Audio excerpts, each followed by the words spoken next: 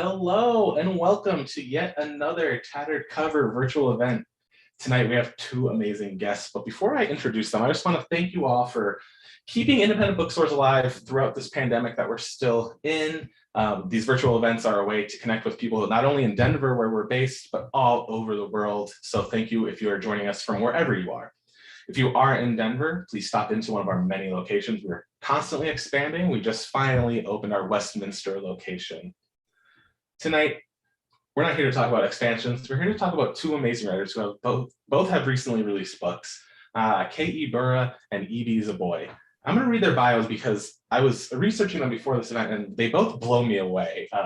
So stick with me as I read their full, glorious bios. Ibura was born as the middle child in a family of 7, 5 kids plus parents, in New Orleans, Louisiana. When they weren't disagreeing about everything, Kay and her siblings played competitive rounds of jacks in a card game called Crazy Eights. They also built insane obstacle courses throughout the house involving stacked chairs, sheets, and timers. Her parents were independent thinkers who filled the home with music, culture, and strong principles. Today, she lives in Brooklyn where she makes art, writes, and does puzzles while her daughter cheers her on. To learn more about Kay and her writing, please visit kayiborabooks.com. Also tonight we have Zoboi, who was born in Port-au-Prince, Haiti, and holds an MFA in writing for children and young adults from Vermont College of Fine Arts. Her YA novel, American Street, was a National Book Award finalist, and her debut middle grade novel, My Life as an Ice Cream Sandwich, was a New York Times bestseller. She is the author of Pride, a contemporary YA remix of Jane Austen's Pride and Prejudice, and editor of the anthology Black Enough, Stories of Being Young and Black in America. Her most recent bestseller, Punching in the Air, is a YA novel in verse, co-authored by prison reform activist Yusuf Salaam of the Exonerated Five. Her most recent book is Star Child, a biographical constellation of Octavia Estelle. You can find out more about, I don't have her website right in front of me, but she lives in New York City. She's from New York City, but currently lives in New Jersey with her husband and 3 children. You're in for a very special treat. Kay and Evie, please join Tattered Cover's virtual room. How are you both doing tonight? Hello, doing great. Hi. Terrific. I'll turn it over to you, amazing ladies. I know you know each other in real life. I'm so excited to watch this. I hope everyone out there in the virtual world is. I'll turn it over to you. And then audience, if you have questions, please put them in the YouTube chat. I will get them to Kay and Evie. Awesome. Hi, Evie. Hi, Kiini. Thank you so much, Tattered Cover, for hosting us, and congratulations on your debut book. This is not quite your debut, but this is your debut children's book, yes. When the World Turned Upside Down, timely in so many ways. How do you feel? I'm excited. Today is my book birthday, as you know. And so little things have been happening all day long, and it's been great fun. I've been enjoying talking about it, thinking about it, and just watching it come out energetically into the world. So we are, and congratulations again, but this is so serendipitous because my book, Star Child, a middle grade, and your book, When the World Turned Upside Down, is middle grade. This is my middle grade nonfiction about the girlhood of Octavia Estelle Butler, a science fiction pioneer, became the first Black woman science fiction author to be widely published. While this is not quite science fiction, in another time, it could have been. Mm-hmm. And some people have described this as living in dystopian times. Mm-hmm. And there are t-shirts, and I wore one the other day that said, Octavia tried to tell us, mm-hmm. in that her writing for adults included some sort of dystopian future. Her Parable series was set in 2024. If she added a pandemic to that series, it would have been spot on. So coincidentally, these are in conversation with each other. A girl writing in the midst of global change, global shift, and global upheaval, mm-hmm. the space race, and writing about children living in an apartment building during a global upheaval. Mhm. So can you tell me, you're familiar with Butler as well. Mhm. I wrote about her, but from your perspective as a genre writer, you're coming from the adult space. Having sat in, Kaini and I workshopped with Octavia Butler 20 years ago Mhm. in Seattle. Coming from that world and debuting with your children's book, what was that journey like? And how is it that you went from Clarion, writing science fiction, writing beautiful speculative fiction, to writing this middle grade about a kids navigating a pandemic? Is this a leap for you? Is this a major shift, a 180, or is it along the same lines? That's a big, big question, Evie. But you ask big questions. That's who you are. You've always been that person. Oh yeah, Came thank out that you. way. It's a leap for me psychologically, but not actually, I find it very interesting how we put ourselves in boxes. And in your book, you really give us a chance to intimately see Octavia Butler's development, which for me, a lot of people talk about Octavia Butler as a writer who is obviously amazing and fierce. But for me, she's always been an amazing example as a person, as a writer, as someone who had a vision and just insisted on developing and pulling herself through it, even against her own sort of obstacles and barriers, which you talk about. I've heard you talk about in this video that's circulating from one of the launch events that you had, just her own sort of lack of confidence. But at the same time, she had a very clear sense of persistence. And you talk about us, being in the class with her 20 years ago. And I don't always tell the story, but sometimes I tell the story. I was in the bathroom and I don't remember who I was talking to, one of our classmates. And I was like, I don't want to write a novel because novels have been a problem for me. I'm naturally a short story writer. I don't want to write a novel. I just want to write short stories. And Octavia Butler was in the stall, and her deep voice, she was like, I was like, I just want to live on short stories. You can't. She said, you can't, from her stall. If you want a career, you have to write novels, and that's how she was. She was just very matter of fact about the things that you have to do, the things you have to get done. And I think I needed to sort of divorce myself from this picture of who I was as a writer and what I'm here to do as a writer in order to have this moment. And then after that, another one of our instructors was Nalo Hopkinson. We had an amazing run of instructors. She did an anthology called Mojo. And my story in that anthology is from a young person's perspective. And an editor reached out to me and was like, hey, do you write for young people? I was like, no, even though I had written this story for young people in the voice of a young person, no, is what I said, full of confidence. So when I say, it was a leap for me, it was only a psychological leap. In actuality, the work was very natural. Stepping into these children's lives was very natural, but I had to make a shift and say, whatever I write is going to be me. It's going to be my voice. It's going to be my vision. And it doesn't actually matter if I'm writing for children or adults, if it's speculative or not. I am still bringing my voice, to the forefront. And that's just been very exciting to me, to embrace sort of this newness after so many years of writing. Thank you. Yeah, I do see, while the lyrical language that I'm used to is not necessarily apt for this kind of book, there is a level of depth to it, even while you're writing about a pandemic and children navigating this sort of world. Now, I'm going to ask you one more question. How did you get into the minds of young children in this? What did you have to do to write from that particular voice about a certain event in our world? And it's hard for me. That's why I'm asking you, how do you make that leap from being a woman of a certain age to jumping into the skin, the body and soul of these young characters? And you're not just telling it from the perspective of one child. It is several children at the same time. I have a hard time with middle grade. Can you tell me the tips and tricks that you did to nail that? I think that I feel like I'm gonna be repeating myself last night I talked about this. After I had my kid, I don't know how you felt about the evolution of children, but after I had my kid, I saw sort of what babies go through and how they evolve and all the work they do, even in just year one. So I would be out with my friends, I would see a baby and I would stop and have to talk to the baby. And they'd be like, why are you talking to these children? I'm like, they're working so hard. You have no idea.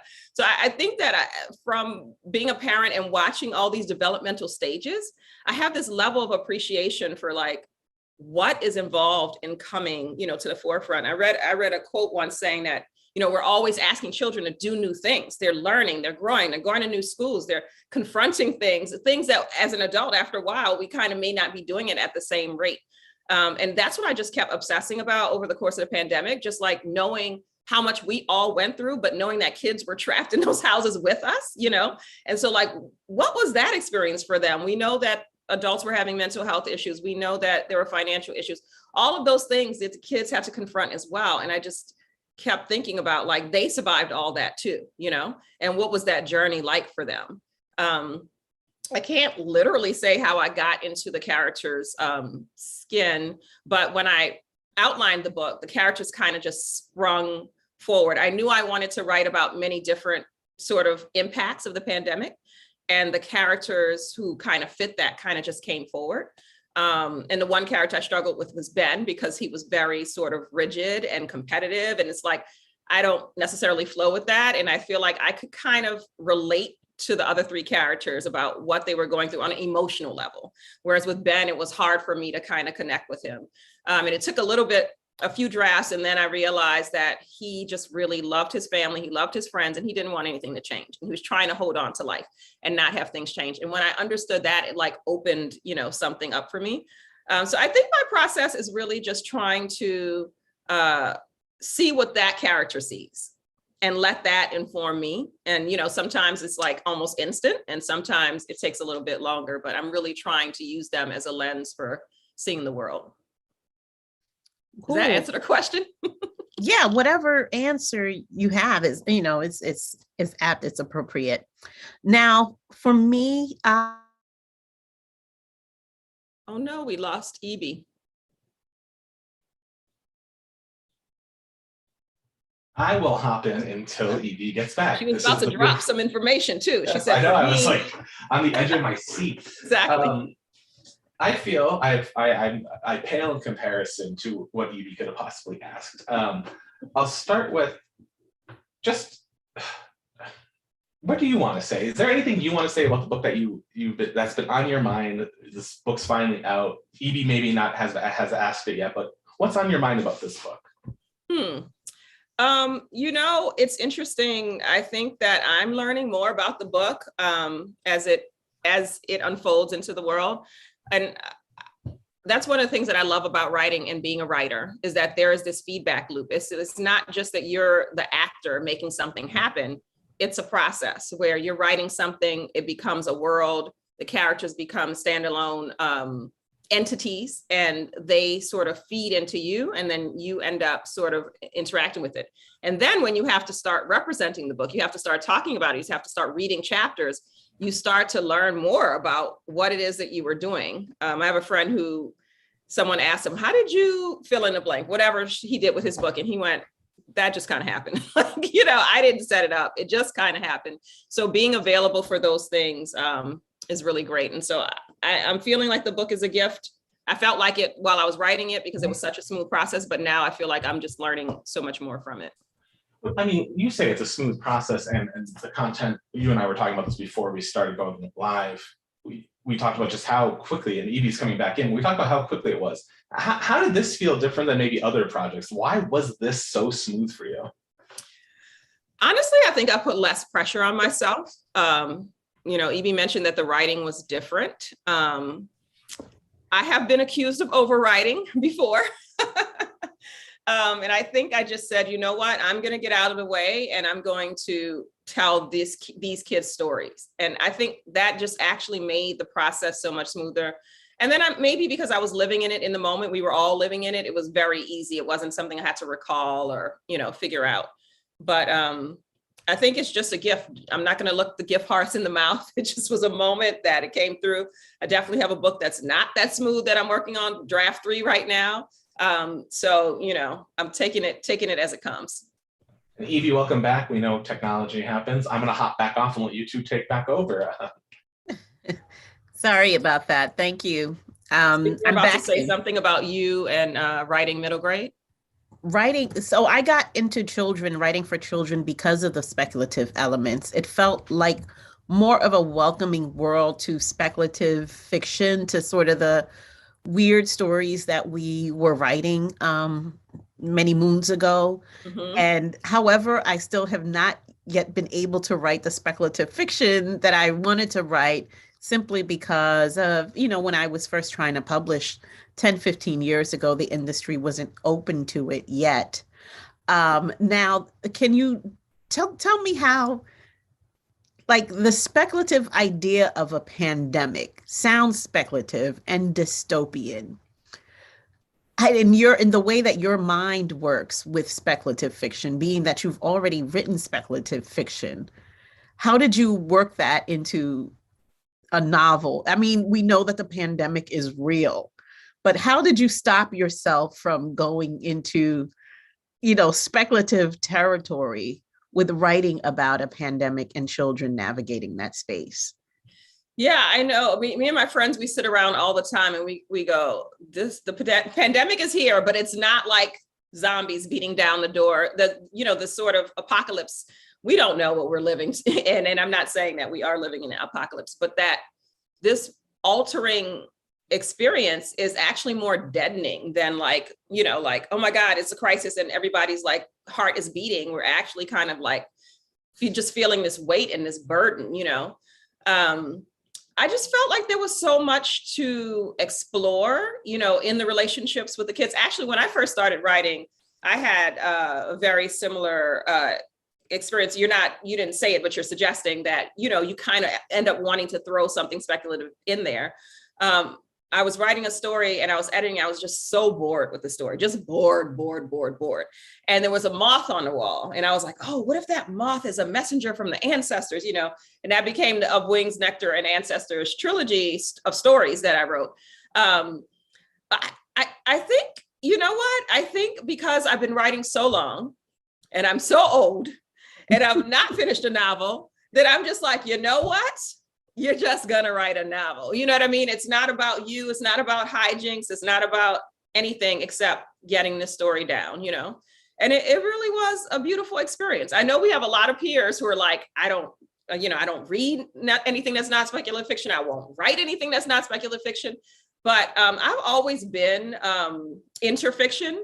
And I was at WisCon when I heard that term. And I actually, like, little tears just came out of my eyes when I heard that term, because that's who I am. You know what I mean? I'm not like hardcore any one thing or the other. And I'm always in the wrong place trying to do the wrong genre, But the idea that it's okay to like write a little bit of realistic fiction, write something speculative, throw something in there, it's comforting to me. But I didn't think about that, what you said, that you haven't written actually speculative stories, that you've been writing nonfiction, you've been writing poetry, you've been writing realistic fiction. I infuse a little magical realism here and there, and this is me just trying.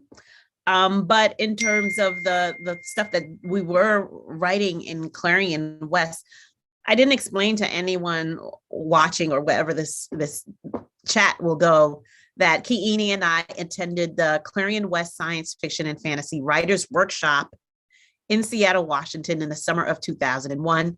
And Octavia Butler was one of the instructors, the first week instructor. Nalo Hopkinson was the third week instructor. And we had Connie Willis and Bradley Denton. Ellen Datlow. Jacqueline Mott. Yeah. Mm-hmm. And Ellen Datlow, yeah.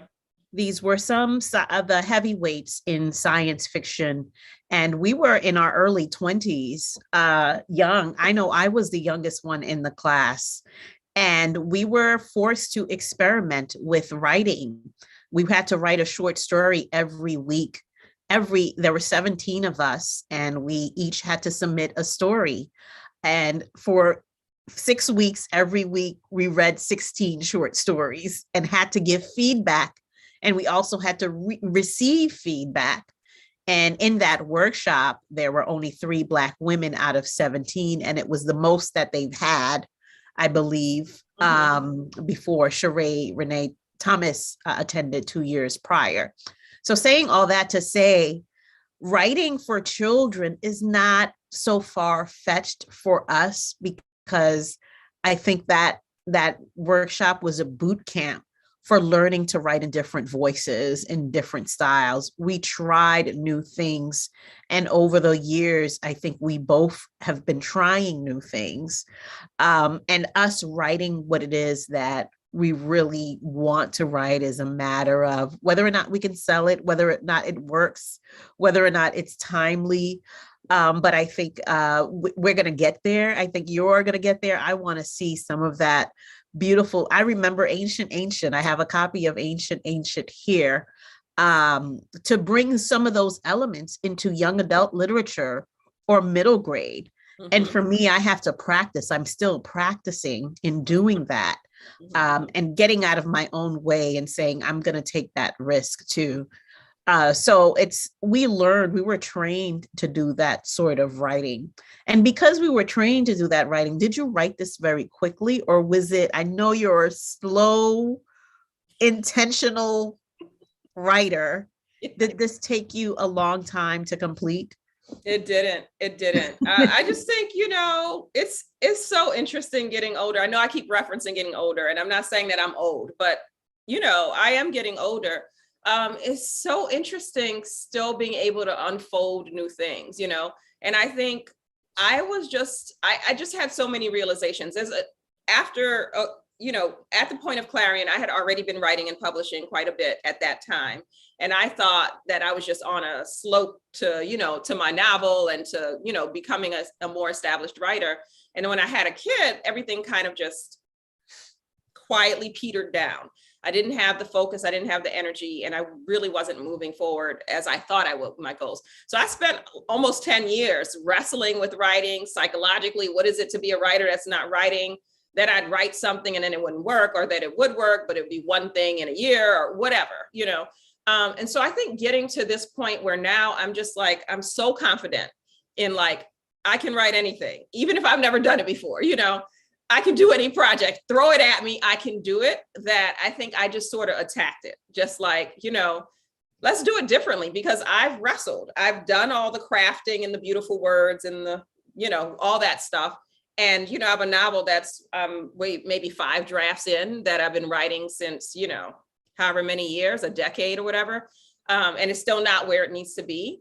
That I think I just intentionally was like, I'm going to do this differently and just see what the experience has for me. I used an outline, which I never do, which is one of the reasons why I take forever, because I refuse to plan. After the outline, once I wrote it, I made a plot chart of all, the whole thing, so that as I'm moving chapters around, as I'm moving experiences around for the characters, I could track it. I was very methodical about it, and it made me able to just move quickly.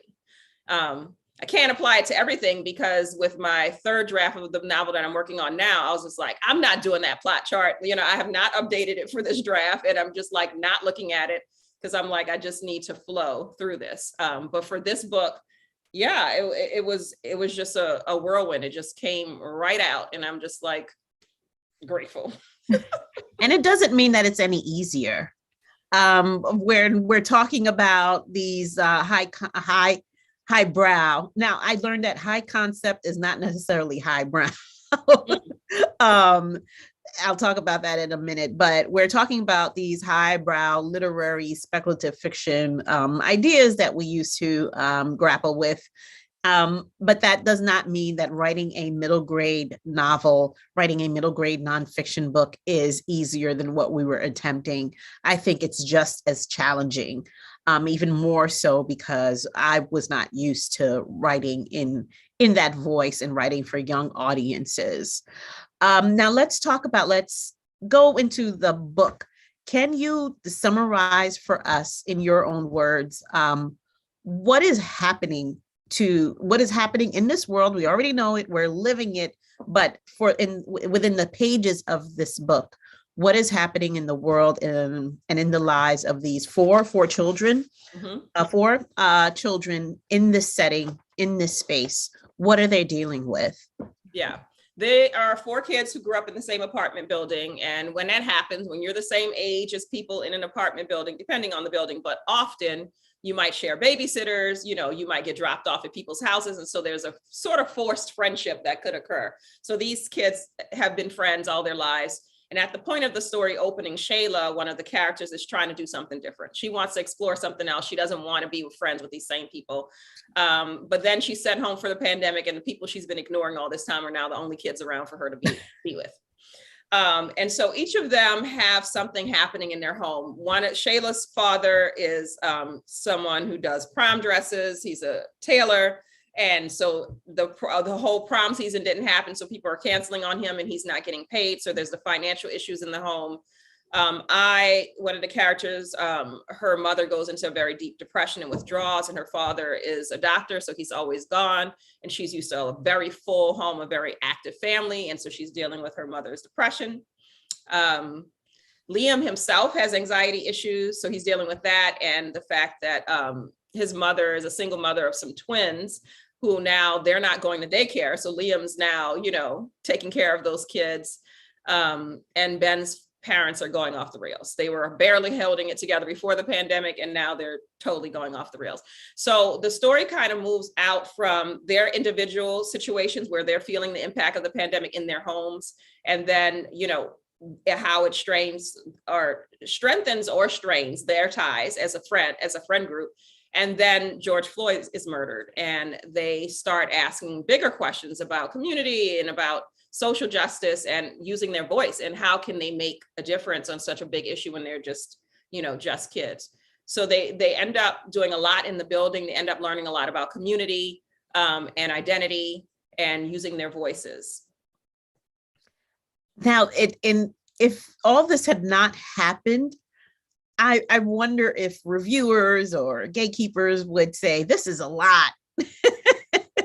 They probably would. Too much happening in this story. And it was so much that our young people were dealing with. And have you, and please don't pay attention to reviews as veteran-ish author to newer-ish author. This is by no means me telling you to look at reviews, but at the same time, did you get feedback, or do you think, or do you wonder if this is too soon, or if this is at the right time of examining something that is still so raw and fresh in our minds and in our DNA? Yeah. I didn't even realize how crazy it was until I had written it and turned it in. And then I was like, why would you write about something in the moment that is happening? And I didn't write about it in 2021. I wrote it in 2020, So it was very new. It was before the explosion of the anti-Asian violence, which probably would be in the book if that had been something that was happening at the time. It was that early in the pandemic that certain things hadn't happened yet. And it's interesting. There was one reviewer who said she was very polite in saying she wonders if people are tired of the pandemic. And, she politely said she didn't like the writing, but I think she just didn't like the whole topic, but it was one out of many that kind of felt, that it wasn't something to examine. But I feel like one of my interests is having an outlet for kids and families to be able to talk about what kids went through. I think it's possible that you might have seen your kid struggling, or maybe you didn't see your kid struggling, or maybe you were struggling so badly that you were just dealing with your stuff. That I feel like there's so much that could be shared by having these conversations between families, that my hope is that parents will reflect and be like, oh, I wonder what my kid went through, and have a conversation with their kid. The kids will be able to reflect and be like, wow, that was really hard for me, and I wasn't the only one. I just think it's such a big thing that we could all use help sort of thinking about it, reflecting on it, and finding space, I guess, for making it make sense as best we can, in our minds. Wow. So not writing within the classroom is hard for middle grade. Of course, this is a pandemic. It's not a classroom setting. Can you tell us about the building and the setting? And it's such a great setting if you're from New York City. the idea of forced friendships and navigating different floors. The thing that stood out for me is the socioeconomic levels in one building. Well, what were you thinking in having such a range of occupations that the parents had? What made you make that decision to have a doctor and a tailor, and the other occupations in the book? I live in a mixed income building. Like I live in a building that has all of everything. And it was intentionally built to be mixed income. It was intentionally built to have housing for market rate, as well as for people who are kind of need help, people who really need help. So we have all kinds of economic levels in this building. And I think that's one of the unique things about New York is that, you know, you end up on the train, at school, in a building with people with vastly different experiences than you. And these kids have friendships across those differences. Obviously, as we become adults, those differences start to weed us out. But I think at childhood, especially, I think, you know, middle grade is the point where kids start to separate themselves from people who are different from them. But prior to that, they're just having friends with other kids. You know, they're just being friends with other kids. So I really just wanted to represent the diversity that's in my building, and that is New York. And I feel that too, because I'm 30 minutes outside of New York City, New Jersey. As you know, I moved out of Brooklyn, and it is very isolating. And I had this idea in my mind that my kids, you know, my son does ride his bike to his friend's house, but it is still, it's isolating and communal in a strange way that I'm not used to. I will drive out to Brooklyn just to be in Brooklyn, just to see people out on the streets. Right. And I can't imagine what going through the pandemic in an apartment building. Right. Having to quarantine in a small apartment. That was one of those things. And I don't want to sound elitist in that way, but I lived in an apartment building, and I wondered what it was like to have to be in an elevator, having to like stay away from people when you are in a box with other people. And we did not get those perspectives on the news. We did not get, I don't know, I just did not see that perspective in the media, where you're probably sharing a bedroom with, you know, siblings or a grandparent. Right. When you have your family is out working, they still have to work. Yeah. And they're not, and, you know, they're not in the hospitals, but they're the ones delivering your Uber Eats, you know, when they have to come home to their apartments. Talk to me about the stressors that you brought up in the book of living in that sort of box when you have to be boxed in. It's like layers and layers of being isolated in that way. Right. I think one of the learnings for the kids was realizing sort of everything the super was doing in the building. You know, so the superintendent who takes care of the building. In my building, I would come out and he'd be wiping down surfaces multiple times a day, you know. There were so many different additional protocols on top of running the building, and our staff and the building staff they sent home for safety. So he was running the building by himself, and he was keeping the building, you know, clean and sanitized on an additional level that we wouldn't in everyday life. So that was a moment of the kids, like they knew what it was to be trapped in their house. And so for a kid like Ben, whose family is fighting, and he has nowhere to go, and it's not like he can really hang out with his friends, there's a catch-22 where, you know, if his family trusts him, then he can go out to the park outside, and, you know, there are kids right in the building he can play with, all of those things. But ultimately, they almost have to take a risk to continue their friendship, you know?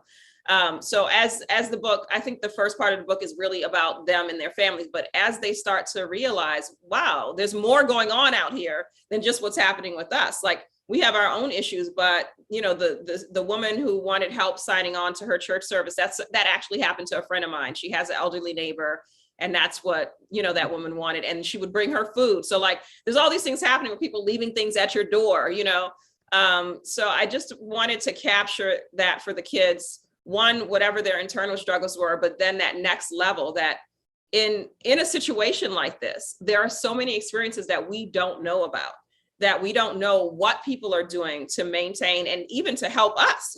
We might not know, what goes into maintaining the running, in this case of a building, but of so many things, in the middle of a pandemic. And I think that's important learning for kids, for adults, for all of us, is to understand that the workings of the world are powered by people, and, their experience in doing it, could be instructive for you, and it could be a space for you to help and a space for you to be in community, to learn more about how things are functioning and running. Wonderful. And that all reminds me in a sort of tangibly connected way of Octavia Butler's Earthseed communities, right? Where, there was, in the parable of the sower, the community was walled off and they had to help each other out. They were dependent on each other because the world outside was falling apart. Parable of the talents, they kind of have to venture out and see that they have to pull people in and get the help that they need. So just me connecting the two ideas, where for Octavia, it was speculative. It was the distant future. That was not happening in the late 90s when she was writing those series. Right. And now what used to be speculative is our reality. Even with, before the pandemic, with the presidency and all the other things that's happening around the world that we're, as Americans, are probably isolated from in our, in our homes, in our communities. But things, it's as, a friend always says, it's the end of the world for somebody somewhere every day. True. So in that sense, well, thank you for writing this. Let's move on to some audience questions here. I see a question from a Akantura. How'd you go about determining what individual struggle the kids would be going through? And that's a good question. I think that was me sort of thinking through what the big themes were, the big impacts that I thought sort of were came up through the pandemic. That's how I decided the different family struggles that they would be dealing with. But in terms of their relationships and their dynamics between them, that was more about developing their personalities and developing their identities, and thinking more about developmentally, what are children going through at that time, and what are they struggling with, and how do they define themselves? So it was really looking at, Liam has to learn how to deal with his anxiety and still has a strong desire to contribute to his mother, to the family, as well as to, the community. And how is he going to balance his own internal struggles to be able to do that? And Ben, knowing that his ways are not the most effective, but that he still wants to maintain relationships. I feel like, that age is all about relationships. That's the other layer, that, adults, we were suffering from not being around people, but for kids, developmentally, they actually need to be around peers. They actually need others to help develop their, their minds, their way they deal in society. So for them to have that interrupt is really incredibly disruptive. So I definitely wanted to look at ways that kids could grapple with these questions, because those are questions that are always, friendship, identity, who you're going to be, and how are you going to interact with the world, So I was looking for ways that could be authentic to them in these family situations that reflected larger issues that came up during the pandemic. Wonderful, thank you. That's no small feat. That is hard to do. Yeah, I heard that last night. Varian Johnson, we were in conversation last night, and he was like, okay, stop saying that it was just flowing. You know what I mean? It's it's 4 characters, 4 different families, and then all these layers of situations. And I do think perhaps for all the outliners and planners out there, I do think perhaps the planning definitely made a huge difference. the actual, I guess what was easy was coming up with the larger arc of the story. But then after that, it was a little bit like a puzzle, kind of putting the pieces together and how to move this one story through the different four characters, because it's one story, but it's just moving through all these different four characters chapter by chapter. But yeah, it was a good experience of having that dance between conscious structure and sort of the intuitive feeling of feeling your way through a story. For me, that's the fun part, is when you learn something from the story, or it kind of flashes something at you and you're like, oh, okay, let me go in this direction.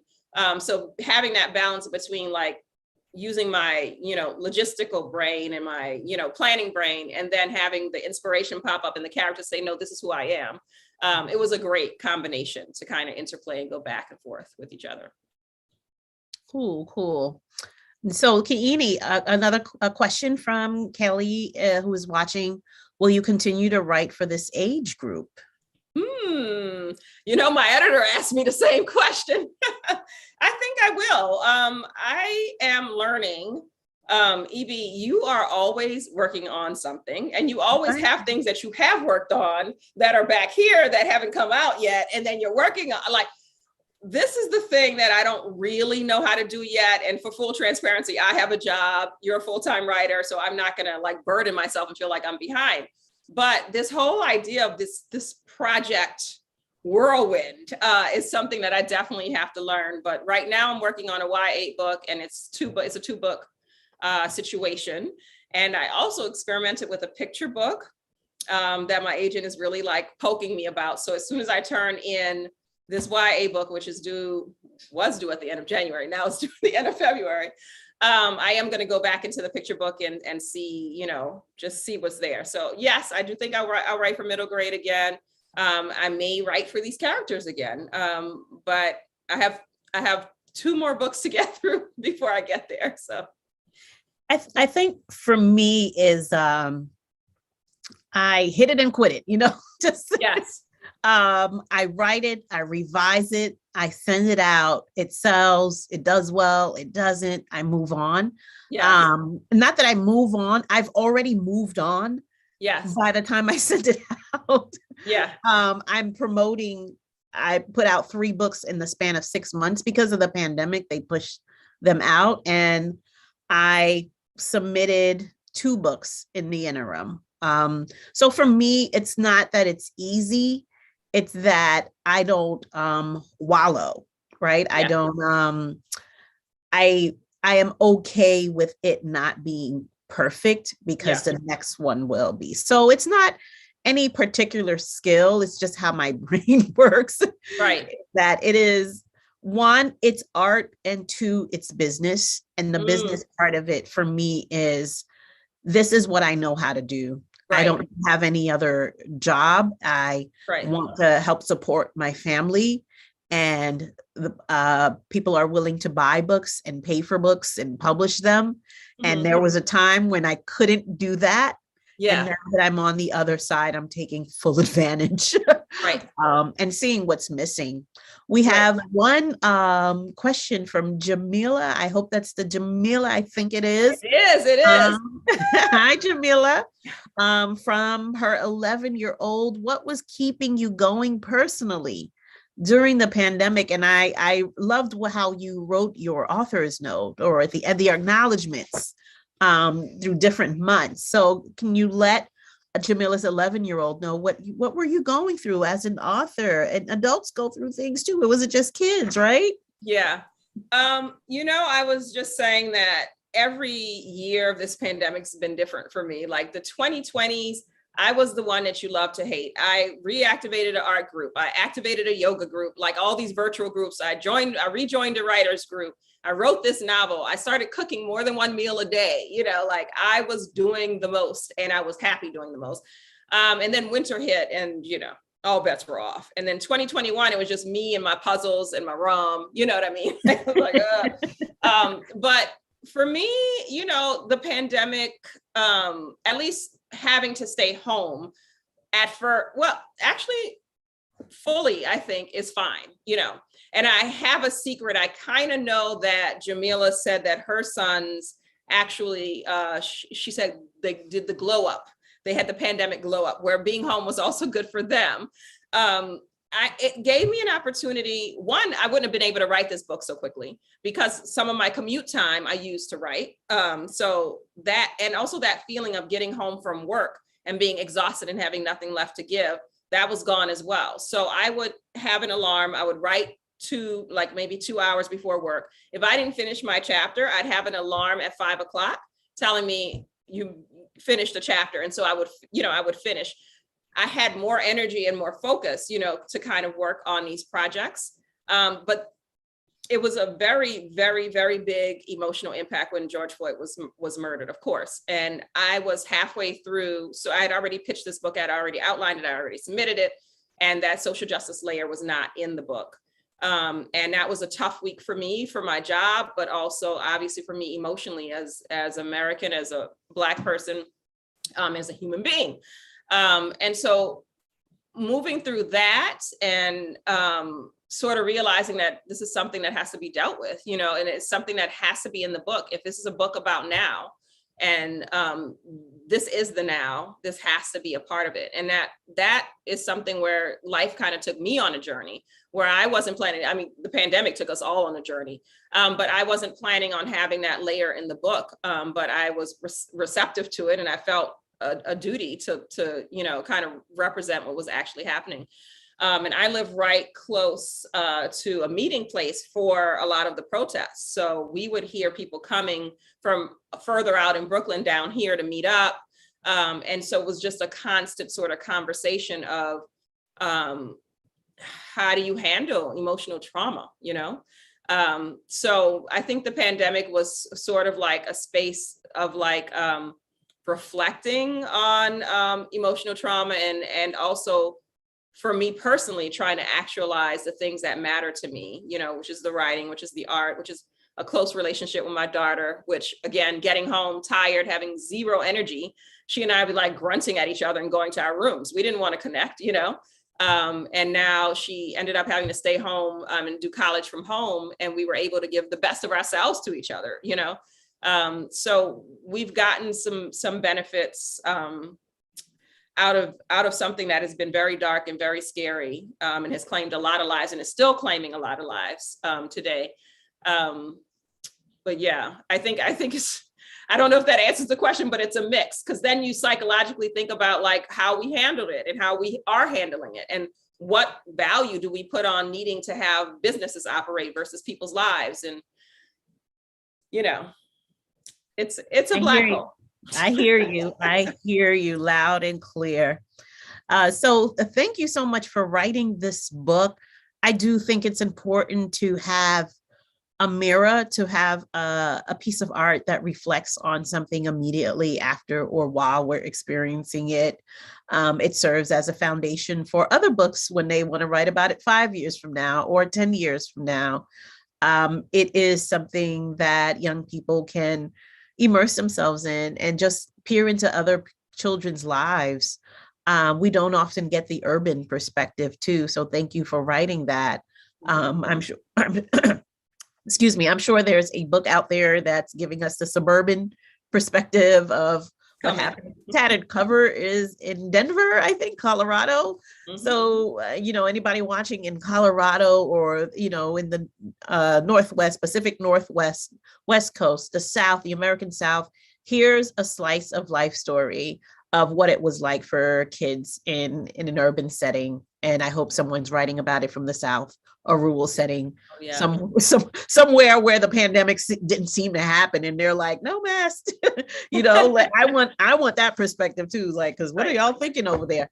Right. So I think Adam says he'll come back, and thank you so much for everyone who asked a question.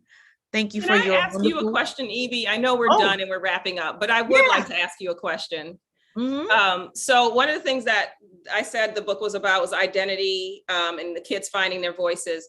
And I, read Star Child, and in the end, you have a section or chapter where you talk about your personal connection to Octavia Butler. So I really want to know, what was your experience sort of diving this deeply into someone or something that impacted your identity so profoundly? Thank you for that. You were there. You were there when I was I had not met you when I gave her a ride. Like, I met her a year prior. And she was another person who, did you know I gave y'all a shout out, the Clarion West class. For me, this book was supposed to be a picture book, in that there are a lot of picture books featuring, like, African-American heroes. So this was going to be what I hoped would have been a beautifully illustrated picture book about a girl with a big dream. And an editor asked me to expand it, to make it, possibly a middle grade novel. And I didn't know how to do that. And I just did not want to write your run-of-the-mill kind of biography with the facts to who, what, when, where, and why. That's not me. And this is where the speculative elements come in. And speculative fiction for me is not always just, a hint of magic here and sci-fi here. It's about playing with form. So I decided to play with poetry, to speculate about, some of the elements in her life, and the time period that she grew up in, through the use of poetry and playing around with language and poetic forms.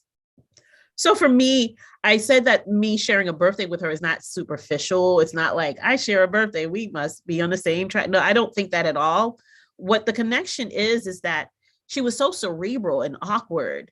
And I was cerebral. I don't know if you remember, I got that certificate from Ben Rosenbaum, who called me. I remember you got most sophisticated.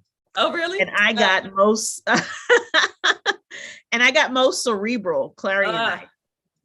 And what I connect with her is how introspective she was and thinking of big concepts in the same way. Like in our workshop, I was always say I come from a different perspective. Yes. And it wasn't necessarily like I could not think small.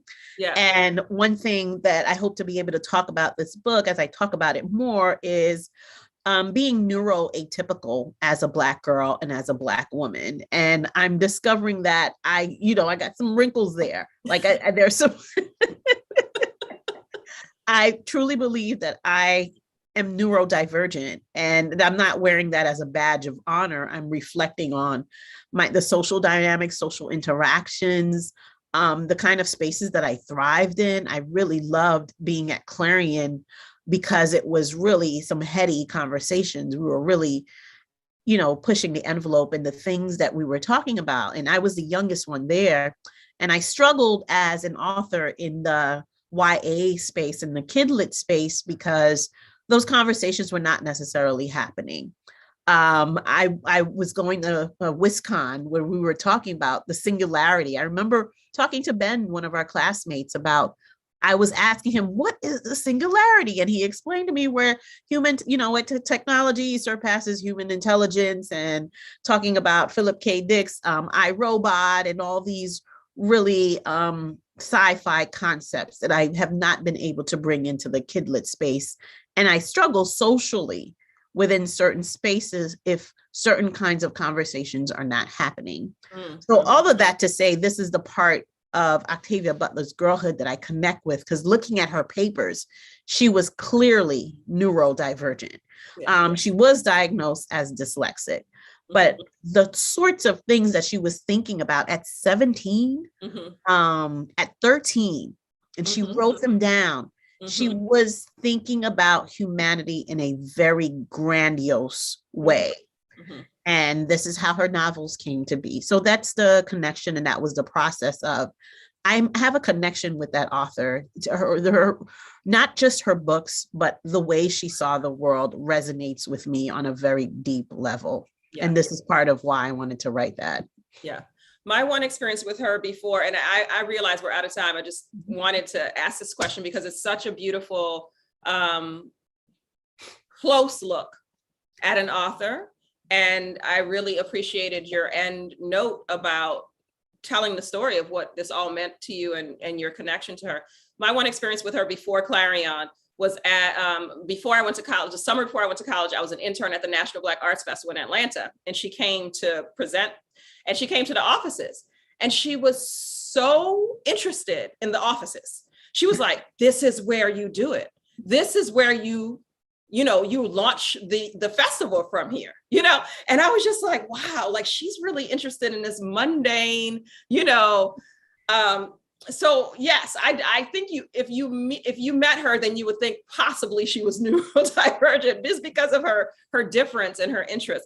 But the other thing I want to say about this book and about the structure is that I think it's very interesting how the poems give you a emotional sort of lens, or a personal or step into the experience kind of lens. And then right after that, you have a more traditional nonfiction section that gives you information about history. And I think it can be instructive, maybe for kids, at least for me, to feel history, and not to just like read it like, oh, this is the facts and this happened.